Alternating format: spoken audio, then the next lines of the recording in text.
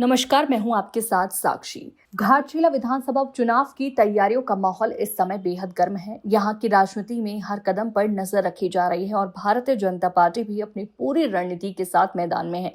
इस उपचुनाव को लेकर झामुमो और बीजेपी दोनों की तरफ से तैयारी लगातार चल रही है, लेकिन फिलहाल बड़ी खबर ये है कि बीजेपी ने घाटशिला में अपनी स्टार प्रचारक के तौर पर सीता सोरेन पर दांव लगाने की योजना बनाई है। दरअसल शिबू सोरेन की बहू सीता सोरेन ने पहले ही अपनी मांग स्पष्ट कर दी थी। उन्होंने इस चुनाव में बड़ी जिम्मेदारी निभाने की इच्छा जताई थी और भारतीय जनता पार्टी की तरफ से टिकट की उम्मीद भी रखी थी। हालांकि बीजेपी ने फिलहाल उन्हें टिकट देने पर विचार नहीं किया। ऐसे में सीता सोरेन की भूमिका स्टार प्रचारक के तौर पर निभाना उनके लिए एक महत्वपूर्ण अवसर साबित हो सकता है। ये कदम बीजेपी की रणनीति को भी मजबूत कर सकता है और पार्टी के प्रचार अभियान में जान डाल सकता है।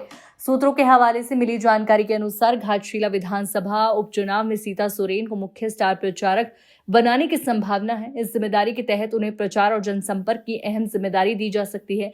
इससे संदेश भी जाएगा कि बीजेपी अपने उम्मीदवारों और समर्थकों के बीच संतुलन बनाए रखने की कोशिश कर रही है और स्थानीय स्तर पर पार्टी की मजबूती दिख रही है।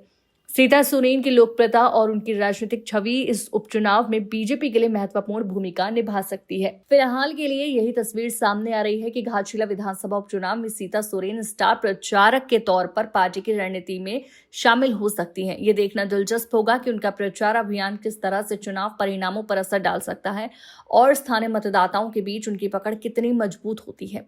आप भी अपनी राय कमेंट सेक्शन में जरूर दीजिएगा कि यहाँ पर देखते हैं कि क्या घाटशिला का ये चुनाव किस तरह से राजनीतिक के पटल पर नए घटनाक्रम लेकर आता है।